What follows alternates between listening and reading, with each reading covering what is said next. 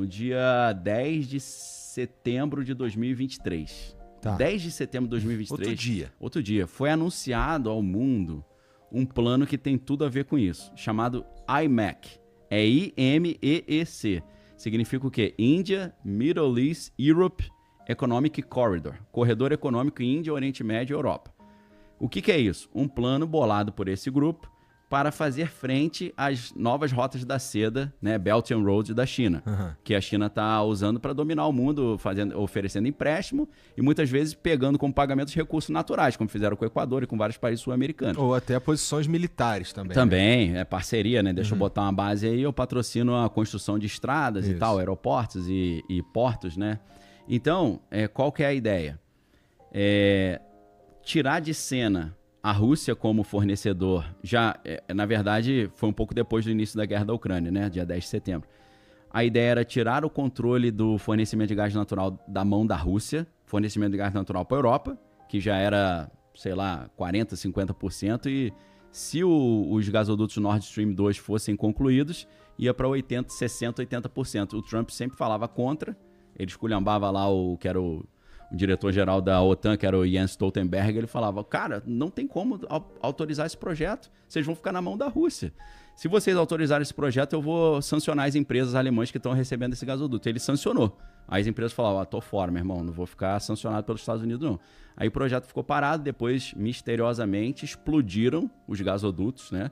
Uma história não resolvida até hoje. A gente sabe que teve uma participação dos Estados Unidos, da Inglaterra e da Noruega, porque eu passava pela Noruega ali. Então, mas os caras fingem que não aconteceu nada, não fala disso. Acho que foi um defeito, né? Não sei o que aconteceu, né? Deve ter... Acho que alguém acendeu um cigarro, caiu lá no fundo do mar, né? Não sei quantos... Bem possível. Dezenas de metros, né? Deve ter sido algo dessa natureza.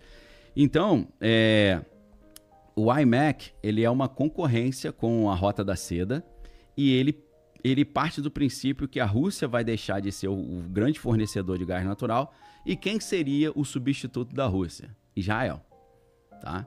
E aí você fala, mas Israel tem essa quantidade de gás natural? Eu ia te perguntar, se fosse chutar, eu ia chutar, sei lá, o Catar. O Catar tem gás natural pra cacete. Eu acho que o Irã, por exemplo, o Irã é o segundo maior reserva de gás natural do mundo.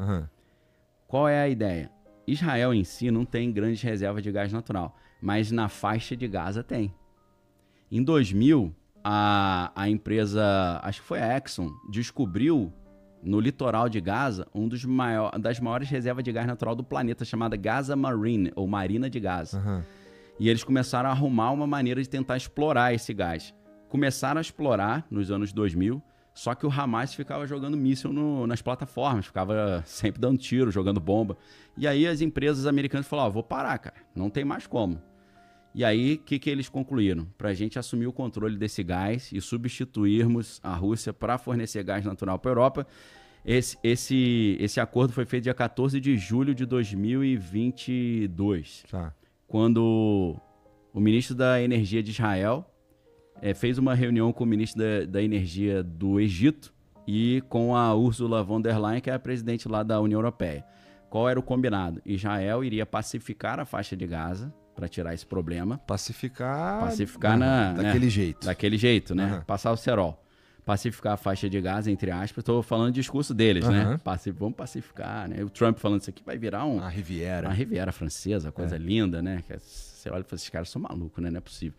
Aí, o gás seria extraído por Israel, mandado para o Egito para ser refinado, ia ser refinado no Egito e mandado de navio para a Europa. Esse que era o plano. Só que para isso precisava pacificar a faixa de Gaza. Esse projeto foi apresentado pelo Benjamin Netanyahu no dia 20 de setembro de 2023 na Casa Branca.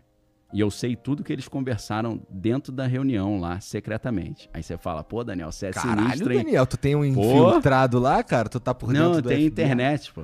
Tá no site da Casa Branca a transcrição da conversa inteira. Pô, então não era pra ser secreta, no fim das contas. Não, essa era a parte pública da conversa, e na parte pública já tá tudo que tá acontecendo hoje. Essa na parte pública já tava com essa merda toda aí. Se você botar WH, que é White House, Netanyahu, Biden e IMEC, tu acha fácil esse negócio. Então, quando aconteceu o dia 7 de outubro lá, aquele ataque do Hamas contra Israel, eu já sabia o que estava em jogo ali. Então, o que aconteceu? No dia 20 de setembro, o negócio foi criado dia 10 de setembro. 10 dias depois, Benjamin Netanyahu pegou o aviãozinho dele e foi para os Estados Unidos para conversar com Biden. E a conversa, pela transcrição, é o seguinte: olha, temos que tirar o Irã de cena para a gente poder pacificar aquela região, para a gente montar um novo mapa do Oriente Médio, e o novo mapa do Oriente Médio vai ser debaixo do nosso comando. A gente tem que tirar o governo dos ayatolás lá do Irã, e a gente tem que restaurar a monarquia dos descendentes do Shah Reza Pahlavi, aquilo que depois fica conhecido como os acordos de Ciro, que vão expandir os acordos de Abraão. Então a gente precisa fazer essa reorganização do Oriente Médio, só que eu não consigo fazer sozinho, Biden. Se eu começar essa parada, tu me ajuda?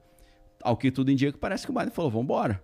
Porque no dia 20 ele apresentou na Casa Branca para o Biden, e no dia 22 ele foi diante da ONU, da Assembleia Geral da ONU, e explanou esse plano para todo mundo.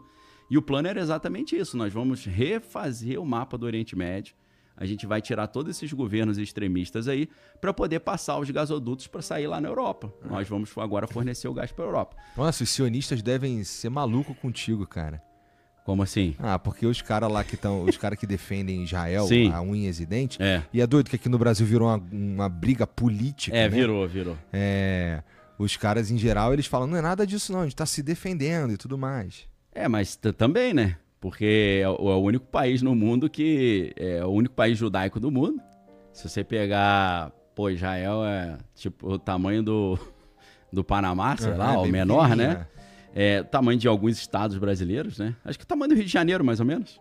Que é um negócio mínimo. E você tem 22 nações muçulmanas. E tu tá bem no meio, Você só tem uma nação judaica. Você tá no meio. E todo mundo ali te jurou de morte. E falou que não vai sossegar enquanto não te eliminar completamente. Tem no estatuto dos caras. Então, pô, faz sentido, né?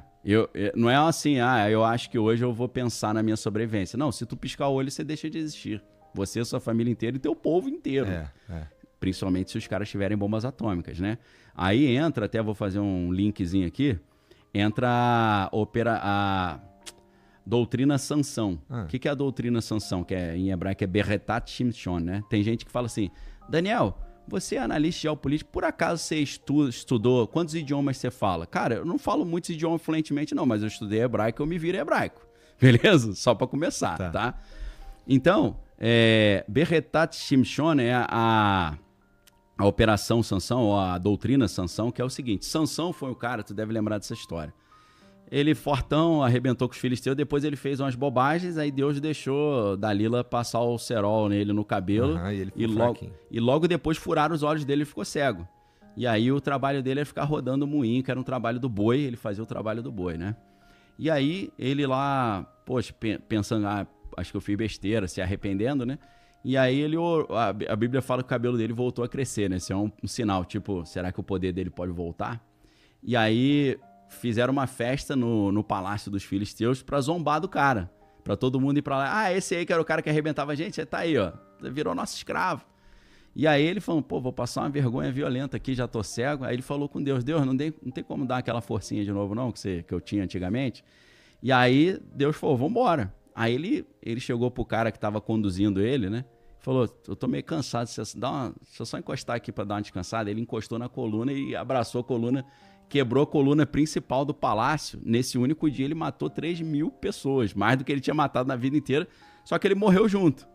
Então a doutrina Sansão é o seguinte, é parecido.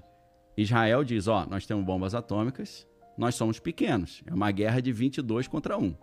Se eu sentir que tu vai me quebrar, eu vou ser quebrado, mas vai todo mundo pro buraco comigo, que eu vou jogar minha bomba atômica pra tudo quanto é lado. Então vai o Oriente Médio inteiro pra dentro. Essa é a pior fim possível. Sim. É claro que isso não é o objetivo a ser concretizado. Isso é uma doutrina de dissuasão. Dentro da geopolítica da relação internacional, a doutrina de dissuasão cara, quanto mais forte eu sou, mais prejuízo você vai ter se você brigar comigo. Então vamos fazer o seguinte, eu tô malhando aqui, eu tô tomando os anabolizantes pra ficar grandão, não é porque eu quero te bater, é só pra você não querer vir me bater, entendeu? Não é uma doutrina ofensiva, é uma doutrina defensiva, né? É mostrar-se forte pra desencorajar o o oponente, né? Os Estados Unidos sempre fizeram isso, Sim. né? Ó, eu sou fortão, não briga comigo não, que é melhor. É toda a ideia em volta de ter armas atômicas. Já Isso. que a gente tem um combinado aqui que ninguém vai usar arma atômica e Isso. idealmente ninguém vai ter novas armas atômicas, não mexe com quem tem. Exato. Ou com os aliados de quem tem. É isso aí. Então, quando houve aqueles ataques do dia 7 de outubro, que foi uma das coisas mais lamentáveis que eu já vi na minha vida, eu falei, cara, tá na cara o que Israel vai fazer. Israel vai limpar a faixa de Gaza, vai pacificar. O cara tinha falado já no dia 20 de setembro. No mês seguinte acontece uma justificativa. Então eu falei, eles vão aproveitar isso para pacificar a faixa de Gaza, dominar aquela região.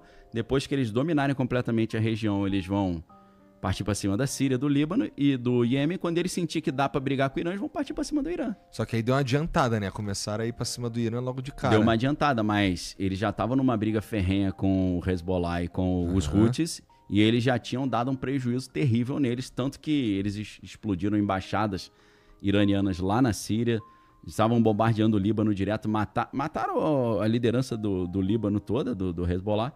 Então o Líbano já estava meio assim, cara, cansei de brigar, meu irmão. Então ele já sentiu que os caras cansaram e falou, agora eu vou para a terceira etapa, que é para cima. Terceira etapa desse... A terceira etapa da segunda etapa. A terceira etapa da segunda etapa. E aí, meu irmão, o que está no script é isso.